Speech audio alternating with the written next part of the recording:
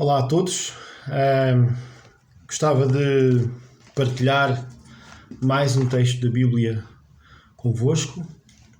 Nós temos estado a estudar ao longo deste último mês, praticamente são quatro domingos seguidos que estamos nas nossas casas, em isolamento social. E nós temos estado a estudar nestes 4 domingos exemplos de livramento da parte de Deus em circunstâncias que, humanamente falando, não seriam possíveis. E hoje nós vamos abordar mais um exemplo desses. A Bíblia, se nós começarmos a estudar a Bíblia de uma forma sistemática e expositiva, nós vamos ver que a Bíblia está cheia de exemplos onde Deus mostra que não há limites para o seu poder, para a sua intervenção, e quando não há qualquer tipo de esperança e de poder por parte do homem de fazer alguma coisa, Deus vem e faz e livra. O exemplo de hoje que nós vamos falar está em 2 Crónicas 32 e trata-se do rei Ezequias. O exemplo deste rei numa determinada parte da vida dele, onde ele acabou por sentir na pele este livramento de Deus, numa circunstância que seria praticamente impossível de resolver humanamente falando. Ezequias e o povo de Judá experimentam o livramento que vem da parte do Senhor. Antes de avançarmos para o estudo da ocorrência em si, vamos ler 2 Crónicas 31 e os versos 20 e 21, são os dois últimos versos do capítulo 31 de 2 Crónicas, para percebermos um pouco quem era este rei Ezequias, este rei de Judá, e também como Deus o via. Nós temos então em 2 Crónicas capítulo 31, versículo 20 e 21, que diz: Assim fez Ezequias em todo o Judá, fez o que era bom, reto e verdadeiro perante o Senhor seu Deus, em toda a obra que começou no serviço da casa de Deus, na lei e nos mandamentos, para buscar a seu Deus, de todo o coração o fez e prosperou. Então, Ezequias foi o 13º rei de Judá e reinou durante 29 anos. Entre os anos 715 e 686 a.C. Ele fez o que era bom e reto e verdadeiro perante Deus, é isto que diz o texto. Diz também que toda a obra que começou foi para buscar Deus de todo o seu coração, para dar glória a Deus, e com isso Deus o fez prosperar. E é muito interessante ver então que ao longo de todos os reis de Judá são poucos aqueles que vão agradando o Senhor. Muitos deles, a maioria deles, acabam por estar fora da vontade de Deus. E Ezequias foi um dos que agradou ao Senhor. Se tiverem a oportunidade de ver uma descrição de todos os reis, que basta irem num Google, pesquisam e há sempre lá todo aquilo que foi a descrição dos reis de Judá. Ezequias é dos poucos que agrada ao Senhor, que tem o seu coração no sítio certo. E é interessante ver também que normalmente na monarquia que acompanha o povo de Deus existe sempre um profeta que representava Deus diante do rei e do povo. E o profeta mais importante no reinado de Ezequias era o profeta Isaías. E nós temos um grande livro de Isaías que nos conta também muitos pormenores daquilo que foi o reinado de Ezequias. Então, para além de lermos 2 Crónicas 32, vamos também de alguma forma fazer o paralelo com o livro de Isaías, capítulo 37, para que a história que vamos ler possa ser complementada. E a Bíblia tem muito isto, é muito bom quando nós podemos ler uma passagem num determinado ponto da Bíblia e depois completar com outros factos também daquilo que se passou na mesma época. E neste caso, em Isaías 37, fala em mais pormenor da história de Ezequias. Apesar de Deus fazer prosperar Ezequias, não significava que não existissem circunstâncias complicadas no seu reinado. Algumas delas até situações de vida e de morte. E aquela que nós vamos estudar hoje é efetivamente uma situação de vida e de morte. Vamos ler 2 de Crônicas 32. É um capítulo grande, eu não vou ler todo o capítulo, eu vou lendo algumas partes e vamos analisar e tentar retirar para a nossa vida ensino que vem tanto da postura de Ezequias como do problema em si, o que é que nós podemos aprender e principalmente da intervenção do nosso Deus, o Deus em quem nós colocamos a nossa esperança, o Deus em quem nós confiamos.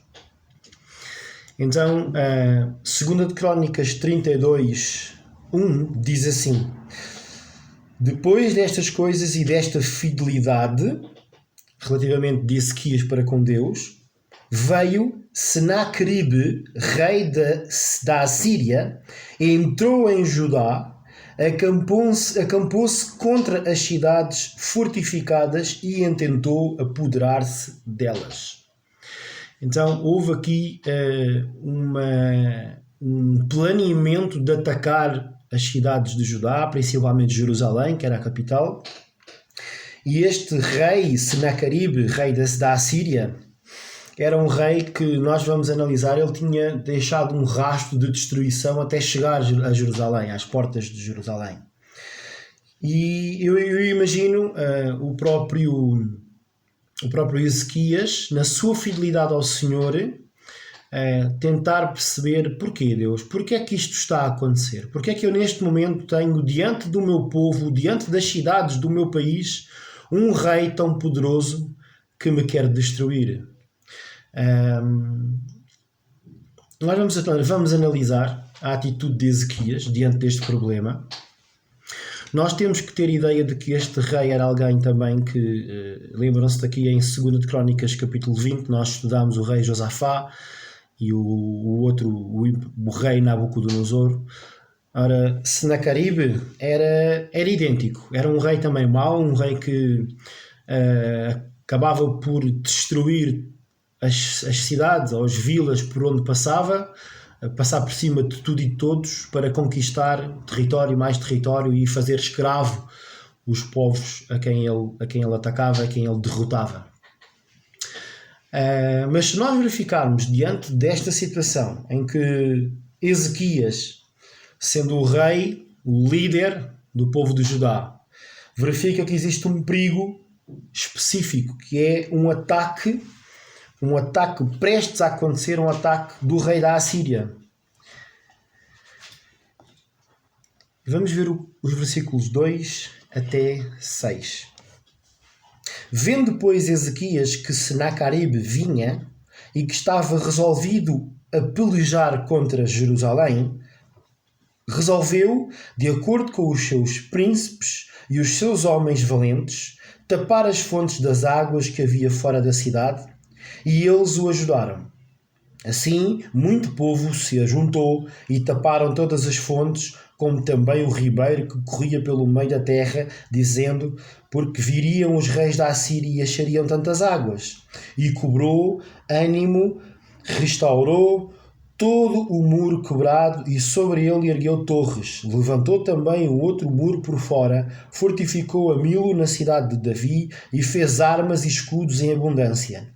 Pôs oficiais de guerra sobre o povo, reuniu-os na praça da porta da cidade e lhes falou ao coração, dizendo... Nós vamos fazer mais uma pausa. Ora, Ezequias, diante deste perigo real, deste possível ataque do rei da Assíria, Senaqueribe, um rei poderoso, e nós mais à frente vamos ver o tamanho deste exército e o que este exército fez quando passou até chegar a Jerusalém. O que é que Ezequias faz? Ezequias, ele toma medidas práticas, ele age. Ou seja, ele não entrou numa lamentação a dizer: mas porquê, Senhor, eu sou-te fiel, faça a tua vontade, porque é que isto me está a acontecer? Os meus antepassados fizeram o que era mau perante ti e tu acabaste também por julgá-los, mas eu faço aquilo que é bom diante de ti, porque é que isto me está a acontecer? Ou seja, Ezequias, ele não teve essa atitude, ele não teve essa postura de lamentação. ele começou a tomar medidas práticas, começou a agir. O facto de ele agir e de tomar medidas práticas, de preservar as fontes, sabendo que a água era primordial para a sobrevivência de Jerusalém, de criar oficiais de guerra para, estrategicamente, a nível militar, ser mais fácil poder fazer frente a este exército poderoso de Senaqueribe, levantar e erguer o muro nas partes do muro. Jerusalém era circundada por uma muralha, as partes que estavam em baixo ele começou a construir para ficar toda a fortaleza forte, né, composta. Todas estas medidas, quando ele diz também que cobrou ânimo, ele animou os seus oficiais, animou as pessoas que estavam na sua corte. Quando nós verificamos estas medidas, não significa que Ezequias deixasse de confiar em Deus e passasse a confiar nestas medidas ou na sua própria inteligência. Para além de ele confiar em Deus, ele sabia que Deus lhe dava condições para ele poder planear alguma defesa. Ele jamais poderia ter uma atitude passiva, dizendo não vamos fazer nada. Não, isto será autoconfiança, dizendo não, eles não vão poder fazer nada contra nós. Porque ele sabia da ameaça real. Ele sabia que era uma ameaça real. Então ele procurou fazer alguma coisa. E isto lembra-me sempre também aquilo que eu disse a semana passada em relação ao Salmo 91. Não significa nós, diante de uma circunstância má, que não podemos fazer nada. Temos que fazer alguma coisa. Temos de poupar, temos de ter as medidas de contingência, ficar em casa, lavar as mãos, poder controlar, para que esta situação que estamos a viver hoje, o vírus, não possa de uma forma mais fácil nos atormentar ou nos atacar. E Ezequias fez isso. Ele não entrou numa atitude passiva, mas numa atitude ativa, estrategicamente conseguiu de alguma forma orientar o povo e a defesa de Jerusalém. Depois é interessante ver que vemos o líder rei Ezequias nos versículos 7 e 8. Estamos a estudar 2 Crónicas, capítulo 32. Então, terminei o versículo 6 dizendo que ele pôs os oficiais de guerra sobre o povo, reuniu-os na praça da porta, ele fez uma reunião na praça da porta da cidade e lhes falou ao coração dizendo, e vejam estas palavras: sede fortes e corajosos, não temais nem vos assusteis por causa do rei da Assíria, nem por causa de toda a multidão que está com ele. Porque há conosco maior do que está com ele. Com ele está o braço de carne, mas conosco o Senhor nosso Deus para nos ajudar e para guerrear nossas guerras. O povo cobrou ânimo com as palavras de Ezequias, rei de Judá. E estas palavras são espetaculares. Ora bem, nós veremos Ezequias diante de um problema real. Mais à frente nós vamos verificar, e vamos falar disso, de que o exército de Senaqueribe, o rei da Assíria, tinha 185 mil soldados. É algo extraordinário. Nós já vamos estudar isso mais à frente também, o pormenor desses números. Mas o que é que Ezequias faz? Ele toma medidas práticas de preservar aquilo que ele acha essencial para uma boa defesa, para preservar a vida da população, que era a sua população, cujo ele era o líder. E ele dirige palavras dizendo: ok, nós sabemos que o rei da Assíria, ele tem um exército grande, é um exército poderoso, mas eles vêm na força da carne deles. Nós temos no nosso lado o Senhor dos exércitos. Senhor nosso Deus é quem está no nosso lado. E o povo, entendendo isto, ficou todo animado. Imaginem o que é estarem diante de um problema, de uma situação que, humanamente falando, eles iriam ser dizimados, porque essa era a experiência de outros povos com um exército idêntico ao de Judá. Um exército não era assim nada de especial diante de um poderoso inimigo que era a Assíria, mas o povo está animado. Porquê? Porque o líder coloca ânimo dizendo eles vêm connosco pela força da carne deles, pela sua própria força, mas nós temos no nosso lado o Senhor dos Exércitos, o Deus Altíssimo. Então, nós, diante de uma ameaça, nós temos de nos focar em Deus. Mais uma vez, lá em 2 de Crónicas 20, quando houve a experiência do rei Josafá, outro rei que agradou o Senhor no seu reinado de Judá, quando diante da Babilónia ele diz, eu não sei o que hei de fazer, mas os nossos olhos estão postos no Senhor. E esta foi a postura de Ezequias também, colocar a confiança no Senhor. Não a confiança nas defesas, no facto de ter tapado as fontes, de ter aumentado a muralha, de ter colocado o exército com oficiais da sua confiança. Não eram essas medidas. Essas medidas eram algo que, pela sua inteligência, iriam minimizar o estrago. Onde ele confiava era no Senhor, porque o Senhor era o nosso Deus, é o Senhor dos exércitos. Não há luta diante de Deus que o faça perecer, que o faça ser derrotado. Deus vence. Se for essa a sua vontade, ele vai vencer. Mas o que é que o inimigo nos tenta fazer? E nós temos aqui uma descrição do versículo 9 ao 19, em que nós vemos a atitude de Senaqueribe, este rei da Assíria. Ele não compreende porque é que o povo de Jerusalém estava animado. Ele começa a questionar, então, mas vocês não veem o que é que se passou com os outros povos? O que é que eu fiz aos outros povos? O que é que eu fiz aos outros deuses? Quem é esse Deus em quem vocês confiam? Eu destruí os outros deuses. Eu passei por cima dessas cidades. Por que é que vocês estão animados? Não estou a entender. Vocês deveriam é ter medo. Então o inimigo, e o que Senaqueribe tentou fazer diante de Jerusalém, foi desfocá-los de Deus para focá-los no problema. Dizendo, olhem para o meu exército. Olhem o que é que eu já fiz a tantas pessoas. Olhem o que é que eu já fiz aos outros deuses dos outros povos. Vocês deviam era estar a chorar e a render-se diante de mim, que sou poderoso, que sou um grande rei de uma nação grande, que vim para vos destruir. Então, o problema está lá. E o que o inimigo nos tenta fazer é nós tirarmos o foco de Deus para pôr o foco no problema. Porque se Ezequias estivesse focado no problema, ele estaria de rastos. Ele rendia-se.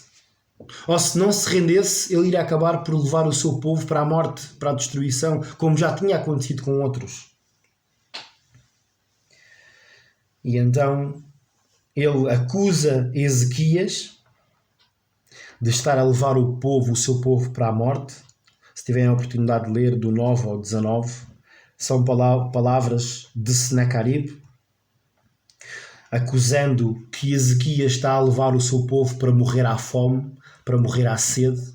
Uma das medidas que Ezequias toma era preservar as fontes, porque os exércitos inimigos, eles circundavam a cidade e impediam que chegasse alimento, destruíam as fontes, impediam que chegasse água potável para poderem matar a sede dentro das muralhas, e a população acabava por se render, porque não tinha condições de lutar, porque estava com fome, estava com sede, muitos deles acabavam por morrer. E aí Ezequias diz isso, Senaqueribe acusa Ezequias de estar a levar o povo para a morte. Depois começa a blasfemar contra Deus. Senaqueribe blasfema contra o Deus dos exércitos. Ele acaba por dizer que Deus não é capaz de livrar o povo daquilo que estava prestes a acontecer, que era a destruição por parte do exército do rei da Assíria. Começa a dizer que Deus não é poderoso o suficiente, assim como os deuses dos outros povos quem ele derrotou, este Deus era mais um que não era capaz de derrotar. Mas, irmãos, nós, diante de um problema, como filhos de Deus, jamais poderemos ver as coisas só pela circunstância, só pelo humanamente falando, e só pelo aquilo que apreendemos aos nossos olhos. Nós temos sempre de contar com a parte que não se vê, com aquela parte invisível, com a parte que requer fé, que é a parte de Deus. E nessa parte, diante de qualquer problema, seja do vírus, seja outra coisa qualquer, crises económicas, nós sabemos que já temos a vitória, porque Cristo alcançou essa vitória na cruz por nós. Não significa que nós não vamos passar ou não vamos ter o vírus, como eu falei no Salmo 91. Podemos vir a ter o vírus. Podemos até morrer como consequência do vírus. Podemos passar por crises económicas. Podemos perder o emprego. Podemos estar em circunstâncias que nunca tivemos na nossa vida. Mas uma coisa nós temos a certeza. Se aceitarmos o nosso Senhor Jesus Cristo como nosso Senhor e Salvador, nós temos vitória sobre o pecado. E em última circunstância nós vamos viver com o Senhor para toda a eternidade. E esta é a vitória que nós temos alcançada por Cristo na cruz. Por isso, somos mais que vencedores. Porque não há nenhuma circunstância humana que nos pode tirar aquilo que Cristo ganhou na cruz. Então nós temos que estar focados em Deus. Diante do problema, diante desta blasfémia que Senaqueribe faz para com o Deus dos exércitos, nós temos em 2 de Crónicas 32, versículo 20, Ezequias chama o profeta Isaías e diz assim: porém o rei Ezequias e Isaías, o profeta, filho de Amós, oraram por causa disso e clamaram ao céu. Ezequias, ele ora. E aqui no livro de Crónicas não está descrita esta oração do rei. Aliás, este versículo 20, que está aqui, só o versículo 20 em 2 de Crónicas, se nós formos a Isaías 37, e convido a todos a abrir também as Bíblias em Isaías 37, mas não desmarcar o de 2 Crónicas 32. É interessante ver este paralelo da Bíblia. O profeta Isaías, ele escreve em pormenor aquilo que é a oração do rei Ezequias. Em Isaías 37, primeiramente, nós vamos avaliar a atitude de Ezequias. E no versículo 1 de Isaías 37 diz: tendo o rei Ezequias ouvido isto, e ouvido foi aquilo que Senaqueribe disse, de que estava a acusá-lo de levar o povo para a morte, de que estava a blasfemar contra Deus, dizendo que Deus não tinha o poder suficiente para o livrar do exército da Assíria. Depois de Ezequias ouvir isto, ele rasgou as suas vestes, cobriu-se de pano de saco e entrou na casa do Senhor, no templo. Esta expressão de rasgar as vestes, cobrir-se de pano de saco, significa que o rei Ezequias estava angustiado e ele estava a humilhar-se diante de Deus. Era esta questão de rasgar as vestes é uma tradição, por assim dizer, do povo judaico, em que eles mostravam tristeza, luto, mostravam angústia, humilhação. E Ezequias, ele está neste ponto. Diante de Deus, ele humilha-se,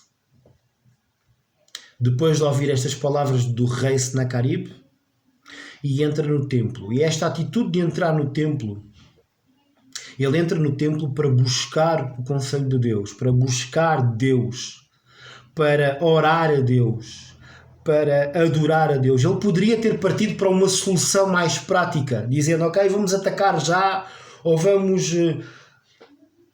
responder na mesma moeda. Mas o que ele faz é: Senhor, eu estou aqui humilhado diante de ti e eu venho à tua presença. Quando passamos por uma circunstância que passa ao nosso controle, com que postura é que estamos diante de Deus? Como está o nosso coração na nossa oração que dirigimos a Deus? Será que nós tentamos resolver pelas próprias mãos? E há momentos em que nós temos de fazer alguma coisa. E lembramos que Ezequias, ele tapou as fontes, ele reconstruiu o muro, ele definiu generais para o seu exército, ele fez alguma coisa. Mas quando nós não temos mais nada que fazer, o que é que nós temos que avançar? Temos que ir diante de Deus. E Ezequias, ele vai ao templo nesta atitude. E então agora aqui nós temos, a partir do verso 15 e em Isaías 37, a oração de Ezequias, que eu vou passar a ler. E orou ao Senhor dizendo: ó Senhor dos exércitos, Deus de Israel, que estás entronizado acima dos querubins, tu somente és o Deus de todos os reinos da terra, tu fizeste os céus e a terra. Inclina ao Senhor o teu ouvido e ouve. Abre, Senhor, os teus olhos e vê. Ouve todas as palavras de Senaqueribe, as quais ele enviou para afrontar o Deus vivo. Verdade é, Senhor, que os reis da Assíria assolaram todos os países e as suas terras, e lançaram no fogo os deuses deles, porque deuses não eram, senão obra de mãos de homens, madeira e pedra, por isso os destruíram. Agora, pois, ó Senhor nosso Deus, livra-nos das suas mãos, para que todos os reinos da terra saibam que só tu és o Senhor. E o conteúdo desta oração de Ezequias é simplesmente fantástico. No versículo 16 ele começa por adorar. Mais uma vez Ezequias não se lamenta, não entra em stress. É verdade que ele passou pelo aquele processo de rasgar as vestes, cobrir-se de pano de saco, e aí ele acaba por se humilhar diante de Deus, mas depois a oração dele não é de cobrança para com Deus. Ele não cobra nada de Deus, ele adora Deus. Ele diz: ó Senhor dos exércitos, Deus de Israel, que estás entronizado acima dos querubins. Tu somente és o Deus de todos os reinos da terra. Tu fizeste os céus e a terra. Vejam a adoração da parte de Ezequias. Depois, Ezequias, do verso 17 ao 19, ele fala de alguém que é Senaqueribe, que está a ferir a glória de Deus. Ele diz: Deus, não permitas isso. Não permitas que este homem fira a tua glória, porque só tu és Deus. E depois ele pede o livramento. Ele diz: agora, pois, ao Senhor nosso Deus, livra-nos das suas mãos. Mas com que objetivo é que Deus iria livrar? Para que todos os reinos da terra saibam que só tu és o Senhor. Não há mais Deus acima da terra, para que a glória de Deus seja manifesta. Ou seja, o livramento que Ezequias pede não tem como objetivo de salvar a sua própria vida ou salvar a vida do povo. Esse é um segundo objetivo, mas o primeiro objetivo, o primordial objetivo, é dar glória a Deus.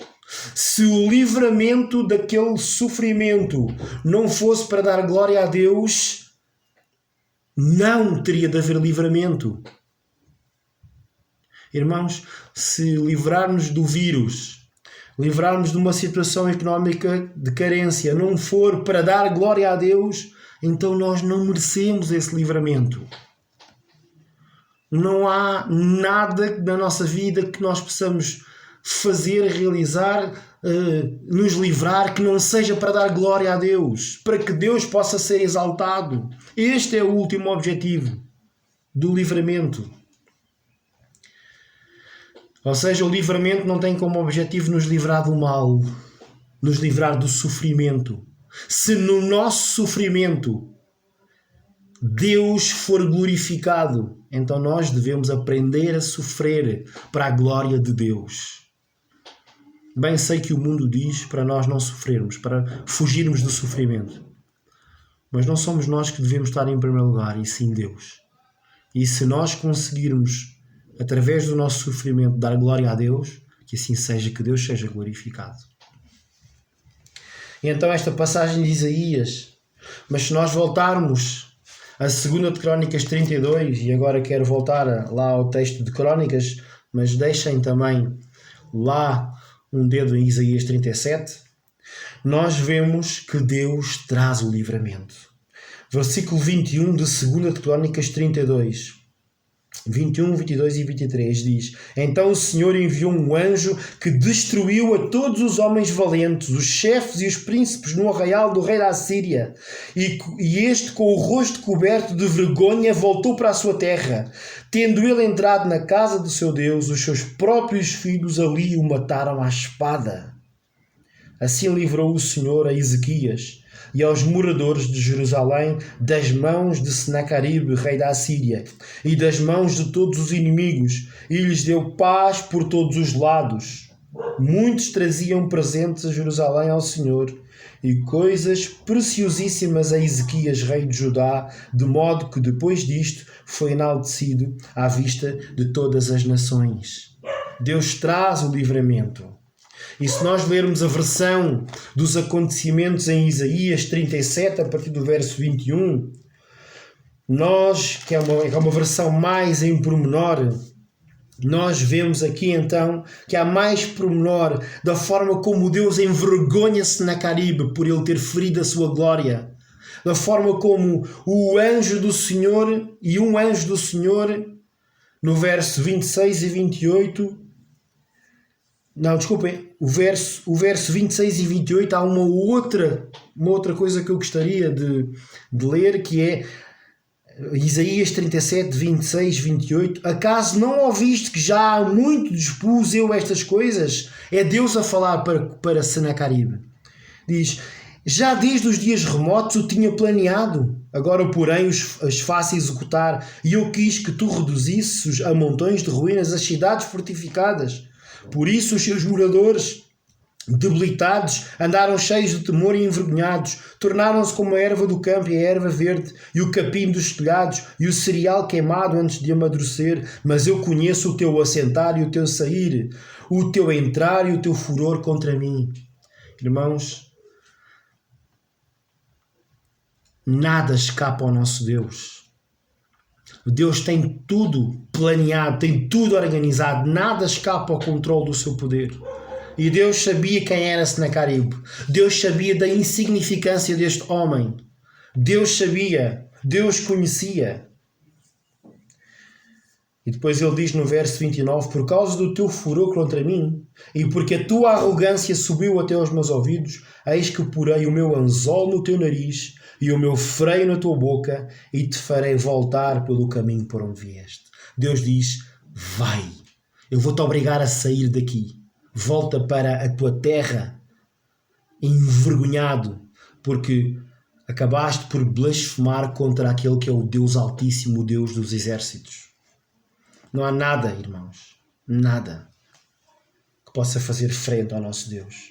E como eu estava a dizer, se nós verificarmos neste texto de Isaías 37, nós vemos que o exército da Assíria tinha 185 mil soldados e que o anjo do Senhor os destruiu numa noite. 185 mil soldados. Em termos práticos, se nós analisarmos os exércitos que existem hoje, nós temos, por exemplo, o exército dos Estados Unidos, que só no Médio Oriente, prontos para uma batalha, tem 80 mil soldados.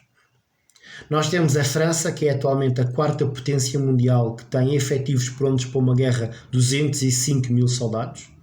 E temos, por exemplo, o Reino Unido, que é a quinta maior potência mundial a nível de armamento e de guerra, prontos para a guerra, tem 150 mil soldados prontos. Então nós podemos ver que o exército da Assíria era forte e poderoso. Se bem que a luta, a guerra fazia-se de uma forma diferente do que fazem nos dias de hoje, porque era homem a homem, e hoje basta às vezes carregarmos num botão e lá vai o míssil e destrói logo o inimigo todo. Ali de homem para homem, 185 mil soldados, prontos para destruir Jerusalém.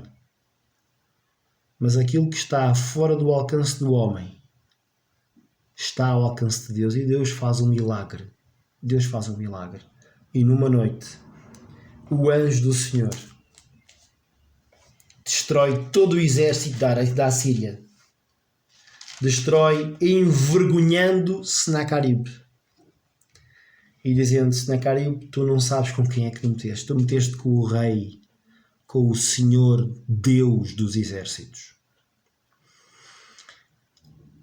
E é isto que nós temos que dizer diante dos inimigos, principalmente diante daqueles inimigos que zombam de Deus. Dizer: tu não sabes com quem é que te estás a meter. Deus é todo poderoso. E blasfemar contra Deus pode trazer consequências. Então, vamos focar, vamos enaltecer, dar glória ao Senhor. No fim, aquele rei assírio, o Senaqueribe, que blasfemou contra Deus dos exércitos, foi morto pelos seus próprios filhos. Nós temos em Isaías 37, 38, também em 2 de Crónicas, de que os seus filhos acabaram por matar à espada o seu próprio pai. Foi um fim trágico para Senaqueribe. Foi um fim trágico. Enquanto que o povo de Jerusalém, o povo de Judá, o rei Ezequias, acabaram por sair vitoriosos desta batalha. Terminando e concluindo mais uma exposição da Palavra de Deus que nos leva a focar em Deus. Neste momento nós estamos a passar esta situação do coronavírus. É um inimigo que não sabemos muito bem onde ataca e por vezes estamos um pouco com medo e um pouco apreensivos daquilo que se está a passar no mundo, mas nós temos de confiar em Deus. Este Deus dos exércitos, Deus Altíssimo, Omnipotente, Deus, Senhor. O que é que aprendemos com esta história? Mais um episódio da história do povo de Deus em que um acontecimento que foge ao controle humano jamais escapa ao controle do Deus Altíssimo. E neste caso específico, exaltado o nome de Deus, Senhor dos exércitos. A nossa postura diante de qualquer problema tem sempre de ser glorificar a Deus. Nunca nos glorificar a nós próprios, mas sempre glorificar a Deus. O rei Ezequias, temente ao Senhor, quer dar essa glória a Deus. E então o Senhor dos exércitos livra-o. O rei Senaqueribe, querendo a glória para ele próprio acaba num fim trágico, sendo morto pelos seus filhos. Continuamos a viver tempos de incerteza, mas lembremos que servimos um Deus que é soberano, onde nada foge do seu controle. Devemos querer que Deus nos livre do vírus, não por nós, mas para a glória do seu nome. Que tudo seja feito para a glória do seu nome. Bom domingo a todos.